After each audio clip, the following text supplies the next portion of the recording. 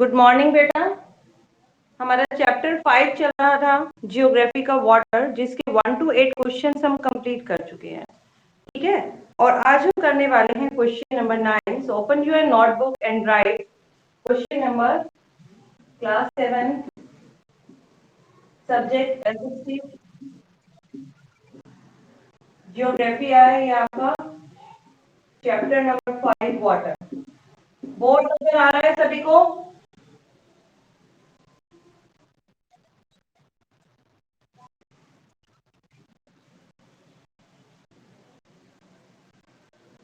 एक सेकेंड रुको, मैं वापस चेक करती हूँ। रुक जाओ बेटा, चेक कर रही हूँ मैं। Question number 9,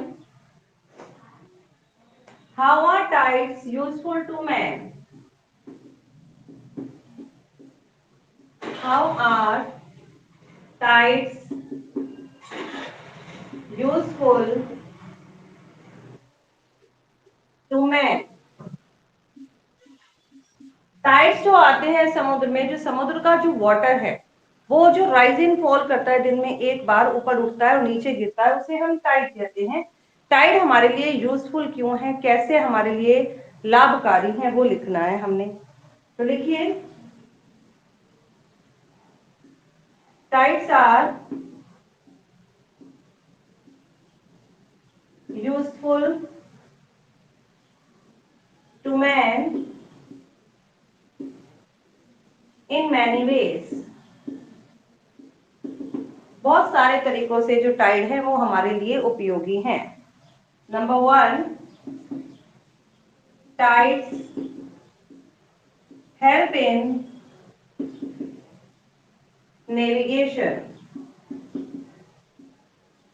Tides help in navigation. Number 2, tides leave many shells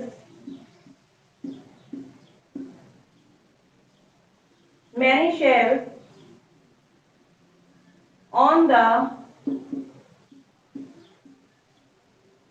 seashore. seashore मतलब होता है समुद्र का तट। टाइड्स लीव, टाइड छोड़ देते हैं, मैनी शेल्स बहुत सारे शेल्स, शंखों को। जब समुद्र का पानी ऊंचा उठकर समुद्र तट तक आता है तो उसके साथ बहुत सारे शेल्स भी आ जाते हैं समुद्र तट पर। तो जब पानी वापस जाता है, पानी तो चला जाता है लेकिन वो शेल्स वहीं रह जाते हैं। तो tide leave many shell on the sea shore. Number 3, tides keep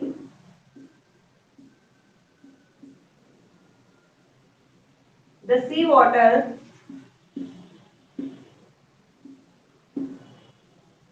in motion. Tide keeps the sea water in motion. Tide के कारण जो सी वाटर है, समुद्र का पानी है, मोशन, उसमें गति रहती है। समुद्र का पानी रुकता नहीं, जब टाइड आता है तो टाइड के साथ वो ऊपर उठता है, नीचे आता है, इस कारण जो है समुद्र का वाटर मोशन में, गति में चलता रहता है।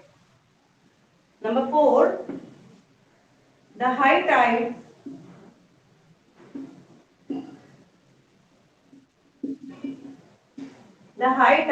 also help in fishing.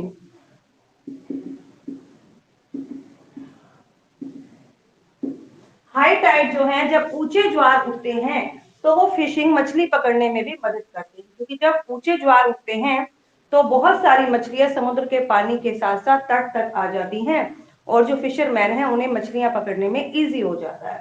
तो बहुत ये फिशिंग में हेल्प करते हैं। नंबर 5,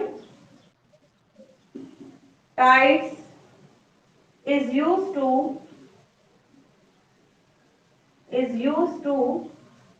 generate electricity.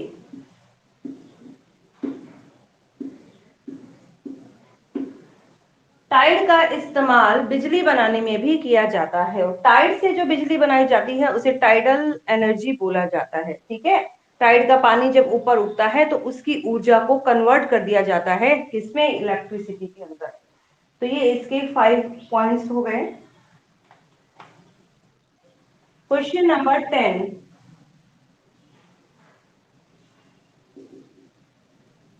Why is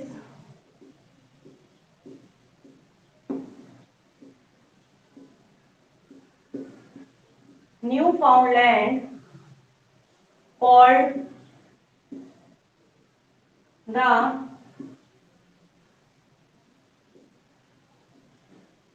graveyard of thousands of ships?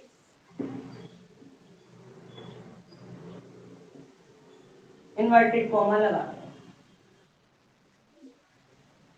Y is the Newfoundland? Newfoundland बेटा एक प्लेस है। न्यूफाउंडलैंड को क्यों कहा जाता है graveyard of a thousand ships? बहुत सारे शिप्स का ग्रेवयार्ड, मतलब ये एक ऐसी जगह है जैसे उनकी कब्रिस्तान होता है ना, मतलब इस जगह पर आकर जो जहाज है वो डूब जाते हैं, तो उनके लिए एक ग्रेवयार्ड बताया गया है, ये उनके लिए एक कब्रिस्तान बताया गया है बहुत सारे जहाजों के लिए। उसके पीछे क्या रीजन है वो हमें। यस बोलो बेटा। क्या कह रहे हो बेटा, बोलो।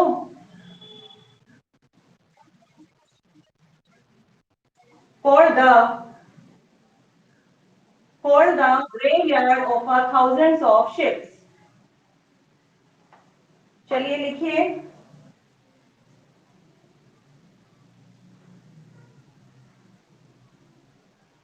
आंसर। नंबर वन इरेज कर दो।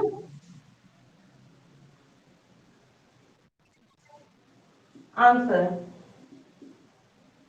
when warm and cold current,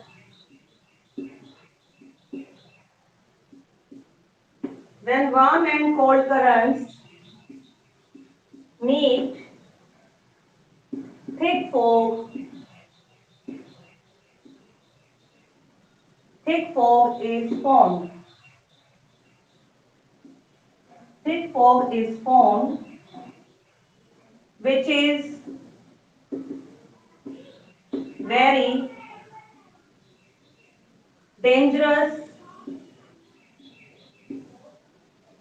which is very dangerous for the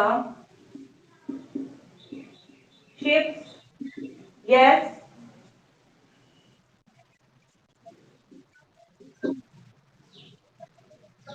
thousand of ships, SHIPS, for the ships as it reduces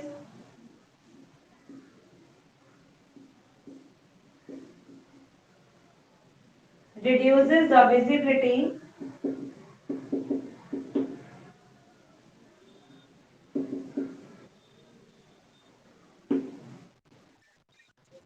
it is for this reason,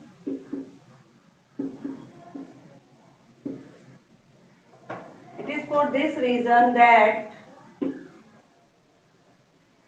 Newfoundland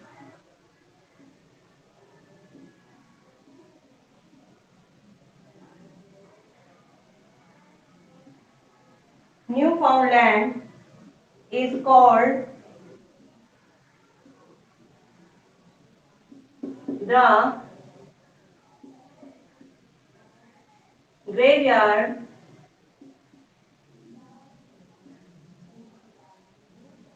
of a thousand ships.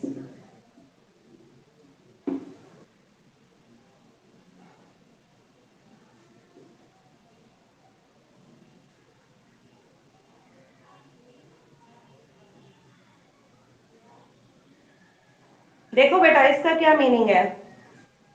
Question number 10 था कि new फाउंडलैंड को हम कई हजारों शिपों का रेगिस्तान या graveyard क्यों कहते हैं।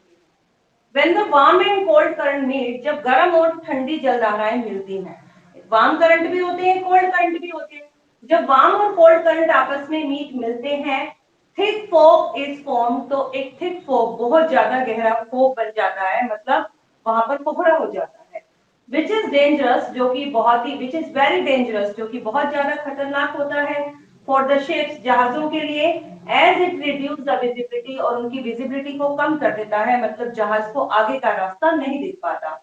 इट इज फॉर, अब जब जहाज को रास्ता ही नहीं दिखेगा तो वो जहाज क्या होते हैं, पानी में डूब जाते हैं, क्योंकि वो ऐसे चलते हैं जैसे कि हम एक ऐसे रास्ते पर जा रहे हैं, हमें पता ही नहीं चल रहा कहाँ जा रहे हैं, तो किसी चट्टान से टकरा जाते हैं या किसी बवंडर में फंस जाते हैं। ये जो जहाज है क्या होते हैं, डूब जाते हैं। It is for this reason, इसी कारण से the new found land is called the graveyard of thousand ships. Yes Rishabh बोलो।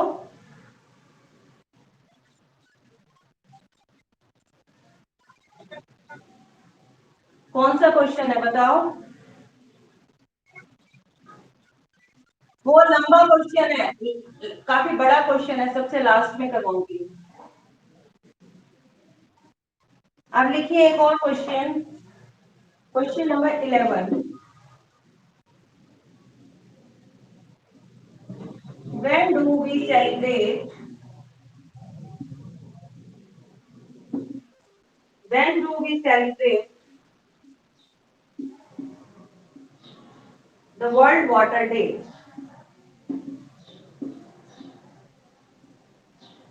हम वर्ल्ड वाटर डे को सेलिब्रेट कब करते हैं, वर्ल्ड वाटर डे मतलब विश्व जल दिवस कब मनाया जाता है? इसका आंसर है, क्या कोई बच्चा बताएगा मुझे? वर्ल्ड वाटर डे ऑन 22 मार्च।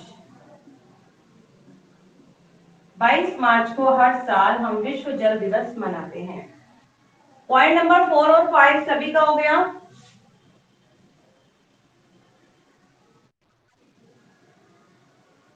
ये क्वेश्चन भी लिख लिया सभी ने।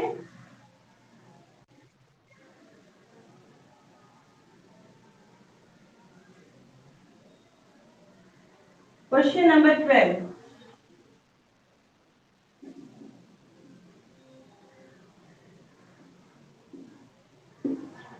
What is water cycle?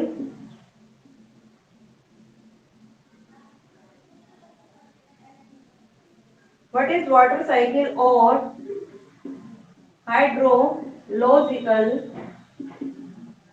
Hydrological cycle? Water cycle या हाइड्रोलॉजिकल साइकिल क्या होता है? वाटर साइकिल क्या है? जल चक्र। और हाइड्रो मीन्स वाटर, तो ये जो हाइड्रोलॉजिकल साइकिल है ये वाटर साइकिल का ही अनदर नेम है। ठीक है, लिखिए इसके बारे में।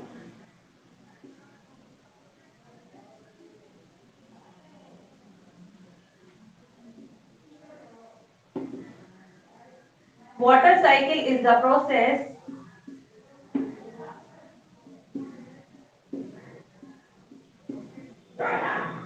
water cycle is the process by which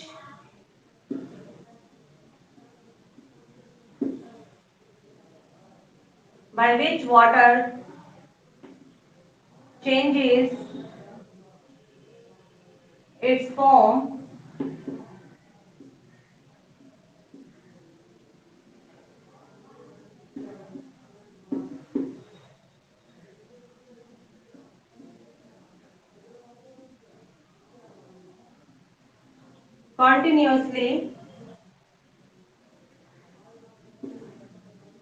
continuously and circulate between the atmosphere,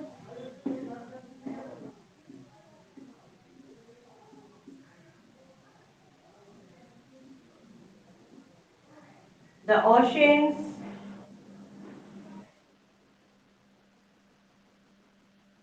and the land.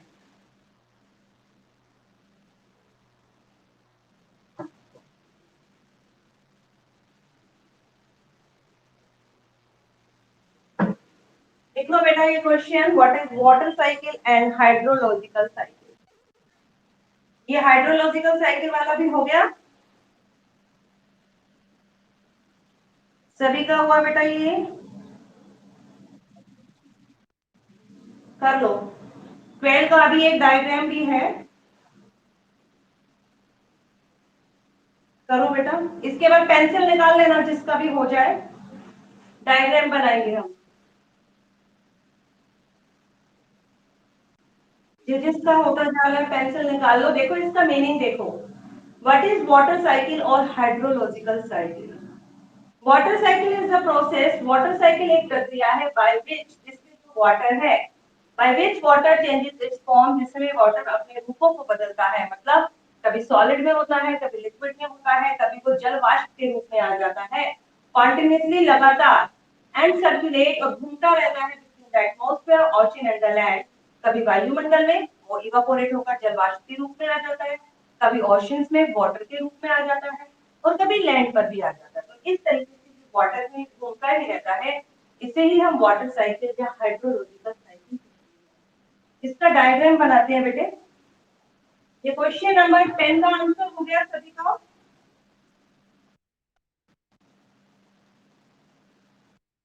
10 का यहाँ तक नहीं हुआ, 1006 हो गया ना।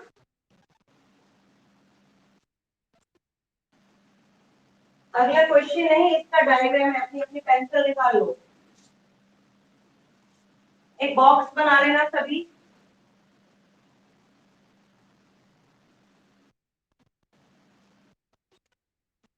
ठीक है कर लो, मैं बना रही हूँ, फिर आप बना लेना। यहाँ बनाइए सन।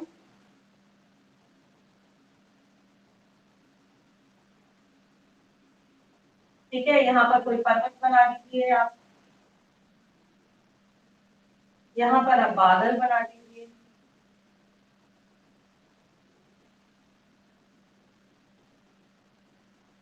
ये ओशन के अंदर वाटर हो गया,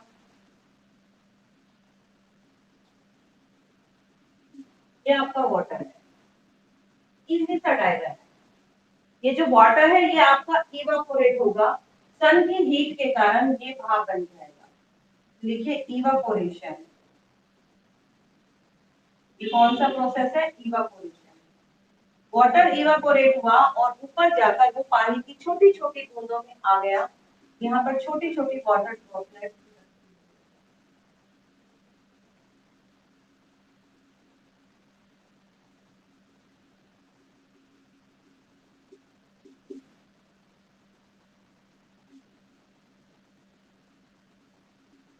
छोटे छोटे ड्रॉपलेट्स बना दी। इस प्रोसेस को हम बोलते हैं कंडेंसेशन।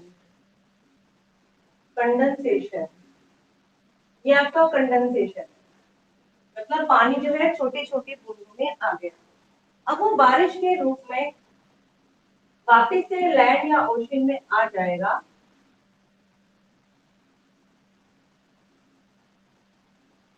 इसको हम क्या बोलेंगे, प्रेसिपिटेशन, यानी कि वर्षण का होना। प्रेसिपिटेशन।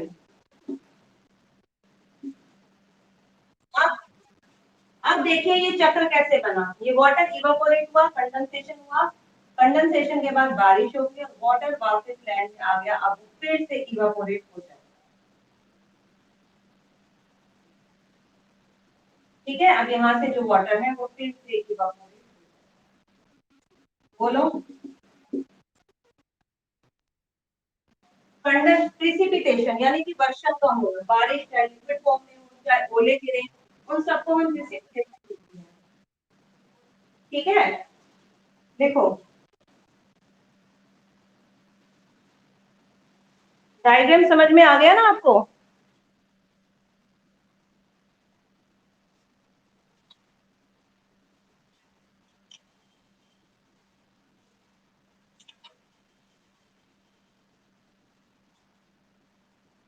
कर लो बच्चों।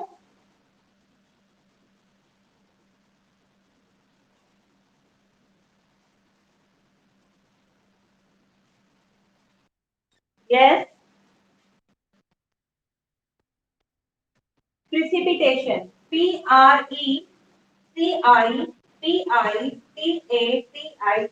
प्रिसिपिटेशन यानी वर्षण का होना, बारिश का होना, चाहे वो लिक्विड फॉर्म में हो रही है, जैसे हम देखते हैं बारिश आती है पानी आता है, या ओले गिरते हैं, या स्लीट होता है। ठीक है, ये सब आपके प्रिसिपिटेशन के ही रूप हैं, इसीलिए मैंने यहाँ एक वर्ड लिखा, प्रिसिपिटेशन।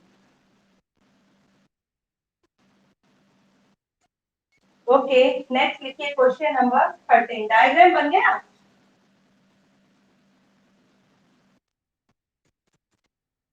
अब लास्ट करूंगी बेटा।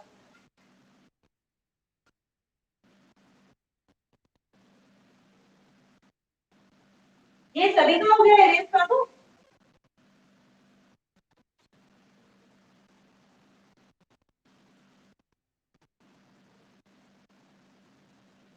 Question number 13, explain explain the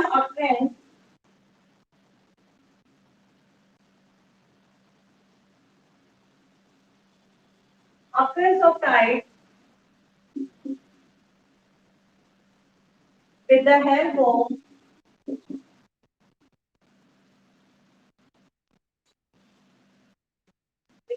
of our diagram। किसका ये खुला है भाई, स्पीकर बंद करो।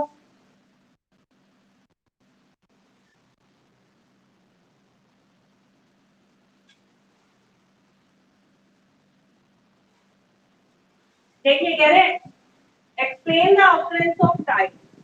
टाइड की occurrence बतानी है, मतलब टाइड कैसे आते हैं वो बताना है। तो इसमें हम टाइड का पूरा टॉपिक ले लेते हैं। मेरी आवाज आ रही है ना सबका? साउंड आ रही है बेटा? ठीक है। Tide,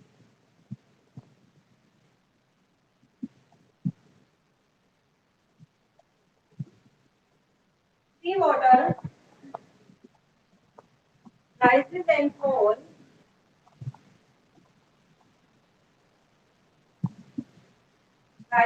falls at regular interval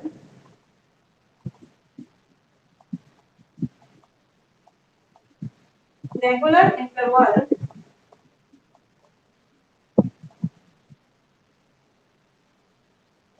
twice every day। C water, समुद्र का जो जल है, राइजेस एंड फॉल्स, राइजेस मतलब ऊपर उठना, वो ऊपर उठता है, एंड फॉल्स नीचे गिरता है, एट रेगुलर इंटरवल, नियमित अंतराल के बीच में। ट्वाइस, दिन में दो बार, एवरी डे, हर रोज दिन में दो बार, उसे हम क्या बोलते हैं? टाइड। फॉल्स, टाइड किस कारण आते हैं? टाइड का reason, strong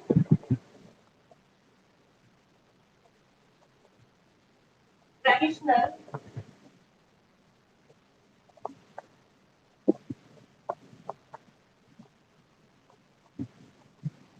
strong traditional pull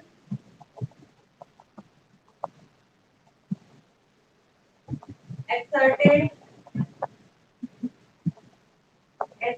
by the sun and the moon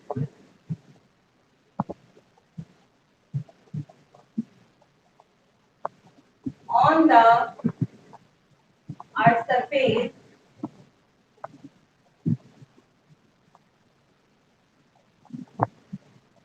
cause the tide।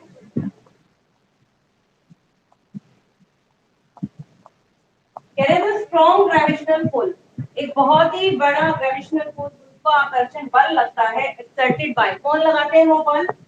सन लगाता है, मून लगाता है, कहां पर लगाते हैं? सन और मून की ग्रेविटेशनल पुल के कारण, जो किस पर लगती है? ऑन द अर्थ सरफेस, पृथ्वी की सतह पर, कॉज द टाइड, टाइड। मतलब टाइड आने का रीजन क्या है? कि पृथ्वी पर सूर्य और चंद्रमा की ग्रेविटेशनल पावर के कारण वाटर का ऊपर उठना और नीचे गिरना। ये हो गया सभी का। इरेज कर दो बच्चों। पिक्चर भी बनेगी, पहले लिखेंगे फिर पिक्चर बनेगी। लिखो, आप हो जाएगा आज।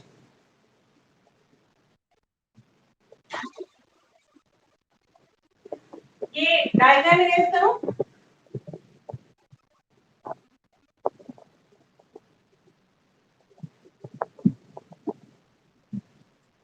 देखिए types of tide, next heading है types of Tide.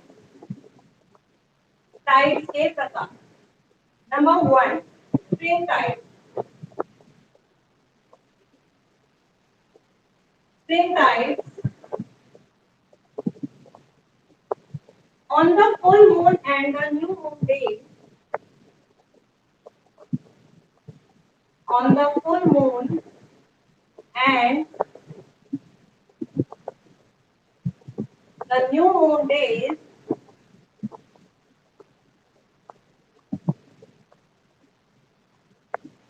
the sun, the earth, and the moon and the moon are in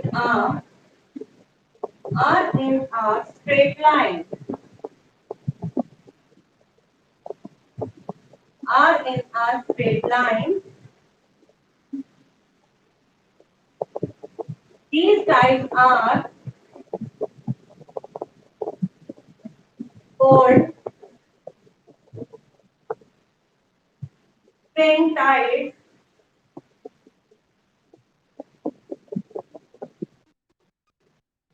These tides are called spring tides. On these 2 days, on these 2 days, tides are highest. इसका diagram बनाना है spring Tide का। जिसका complete हो गया बेटा अपनी book पर आओ। देखो बुक पर टाइड का टॉपिक है, वहां पर डायग्राम दे रखे हैं, 2 बार दिखा रखा है। ऐसे देखो, सन अर्थ मून, सन मून और अर्थ 2 बार दिखा रखा है। देखो बुक में ये वाला डायग्राम बनाना है आपने। जगह छोड़ दो, उसकी जगह छोड़ दो। देखो कितने में आप कम से कम मैं बताती हूँ कितनी लाइन छोड़िए आप इस डायग्राम के लिए। 1 2 3 4 5 6 7 8 10 12 लाइन छोड़ दीजिए, बड़ा बड़ा बन जाएगा। इतना पेज छोड़ दो, इतना पेज 12 या 13 या 15 लाइन छोड़ दो। आप ऐसा करो 50 लाइन छोड़ दो और स्प्रिंग टाइड का डायग्राम बना देना। देखो मैं यहाँ पर आपको रफली बनाकर दिखाती हूँ, आप लोग बाद में बना लेना। यहाँ पर स्प्रिंग टाइड में हमें 2 बार दिखाना है। यहाँ पर है सन, ठीक है, सन के बाद सेंटर में है अर्थ। देख लेना सन से छोटी दिखनी चाहिए अर्थ। देखो और टाइड वाला पेज कौन सा है, पेज करके देखो आपको नजर आ जाएगा। देखिए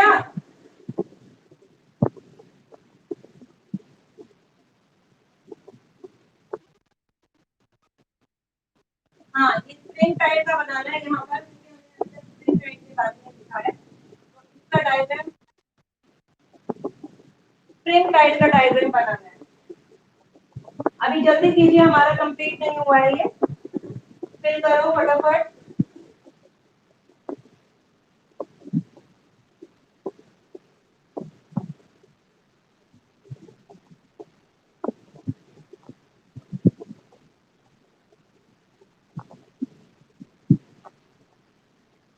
हो गया बच्चों?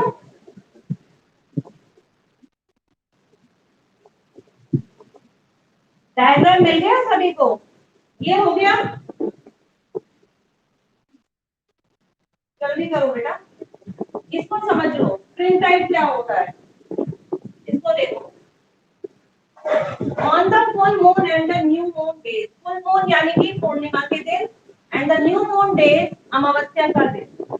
On the full moon and new moon days, पूर्णिमा और अमावस्या के दिन, the sun earth and the moon, सूर्य चंद्रमा और पृथ्वी are in a straight line, एक सीध में होते हैं। देखिए ना, एक स्ट्रेट लाइन बन रही है, एक स्ट्रेट लाइन में होते हैं। These tides are called spring tide, इस प्रकार के टाइड को हम स्प्रिंग टाइड कहते हैं। दीज 2 days, इन 2 दिनों में टाइड्स आर हाईएस्ट, मतलब ऊंचे ज्वार उठते हैं। टाइड जो है वो ऊंचे ऊंचे होते हैं। पॉज हो गया सभी का? ये कर लिया सभी ने? टाइड का पॉज किसका रहना है? रहेगा बच्चों। इसके बाद यहाँ पर ऐसे लिख भी देना स्प्रिंग टाइट।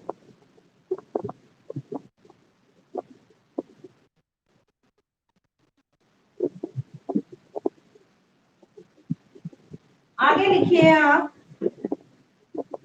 डायग्राम की जगह छोड़ दो, आप 15 लाइन छोड़ दो, उस पे बना लेना डायग्राम बड़ा बड़ा। 15 15 number 2 need tight.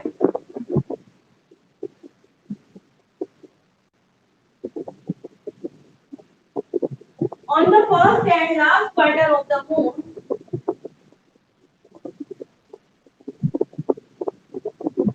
on the first and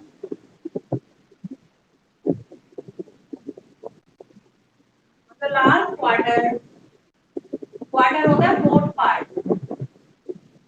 quarter of the moon,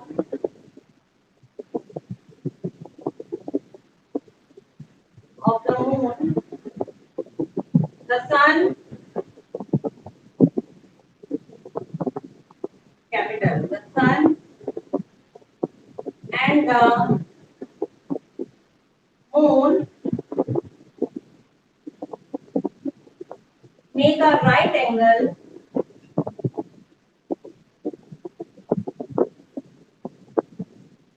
make a right angle to earth center,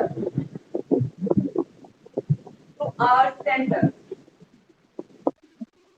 Yes, क्या बेटा ये अलग है, देखो कोमा लगाया मैंने। On the first and last quarter of the moon the sun and the moon make, कहाँ लिखा है दो बार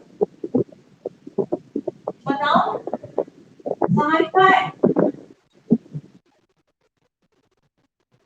on this side, on this क्या लिखा है earth centre, these sides are called,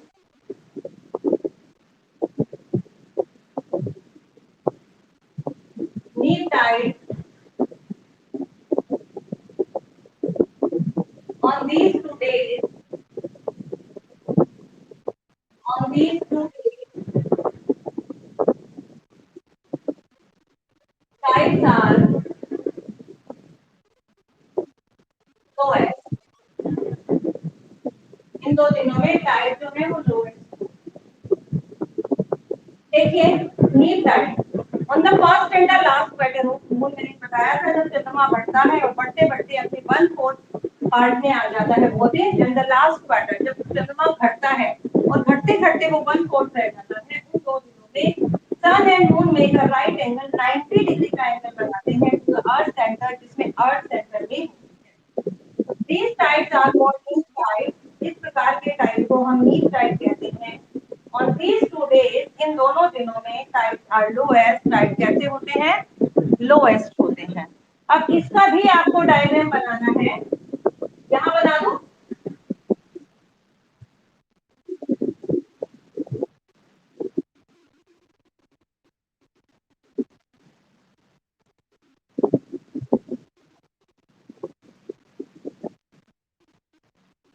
यहाँ पर आपका डायग्राम है, ये भी बुक में दे रखा है, मैं बना रही हूँ, फिर आप बुक से चेक कर लेना। सन बनेगी आपकी आर्ट, आर्ट सेंटर में है, जहाँ आपका ये बन गया आपका 90 का एंगल, ये लग गया है इसमें ग्रेविटेशन, ये है आपका नीप टाइड।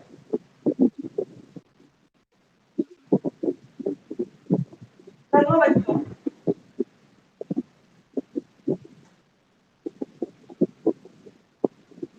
यहाँ लिख लो मून, डायग्राम आपकी बुक में दे रखा है, जहाँ पर स्प्रिंग टाइड का डायग्राम है वहीं पर दे रखा है।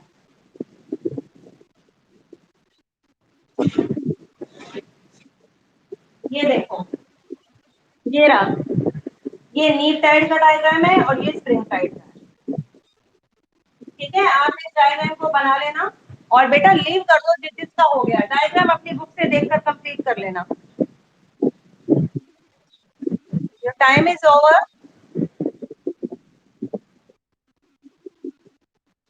हाँ जी, कंप्लीट हो गए। मंडे को अब मैंने एक लिस्ट प्रिपेयर करनी है। मंडे को सभी अपनी अपनी नोटबुक मुझे चेक करवाएंगे। सबसे पहले मैं नोटबुक चेक करूंगी, उसके बाद मैं आपको पढ़ाऊंगी, ठीक है ना? हाँ, ये वाली नोटबुक देखूंगी मैं आपकी, पूरे 5 चैप्टर, और मैं टिक लगाऊंगी। क्यों, आपका पूरा नहीं हुआ अभी?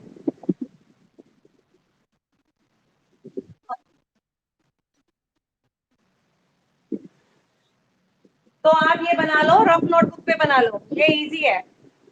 रफ नोटबुक पे बना लो। रफ नोटबुक पर बना लो बच्चे, रफ नोटबुक पर बना लो। दिया, आ रही है मेरी वॉइस? दिया, चलो आपका डायग्राम चेंज है तो मैं आपको पीडीएफ भेज देती हूँ इसकी। आप जल्दी लीव करो, लीव करो।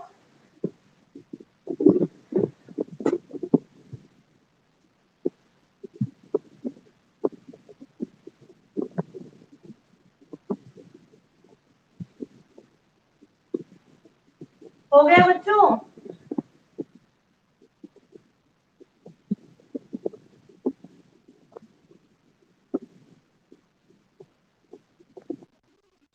Yes? जो मैंने बोर्ड पर बनाया है, क्या मेरी आवाज आ रही है? ये जो डायग्राम जो बोर्ड पर है, ये वाला बनाना है।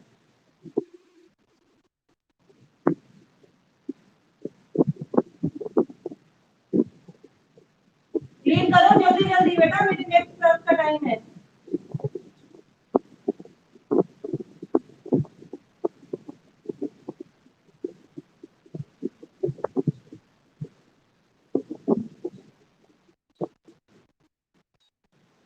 यस,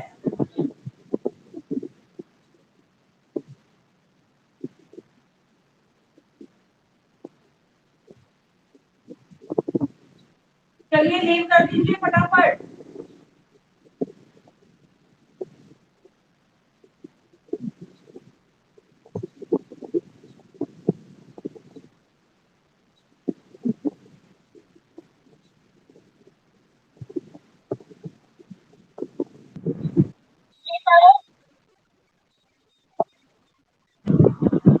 लीव करो बच्चों जल्दी।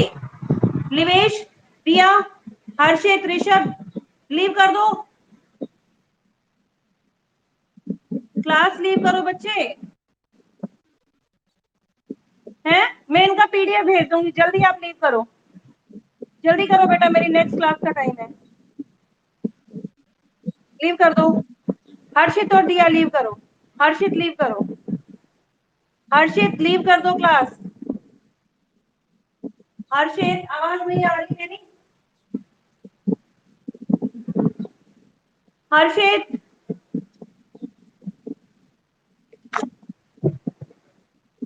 हर्षित लीव करो। हर्षित,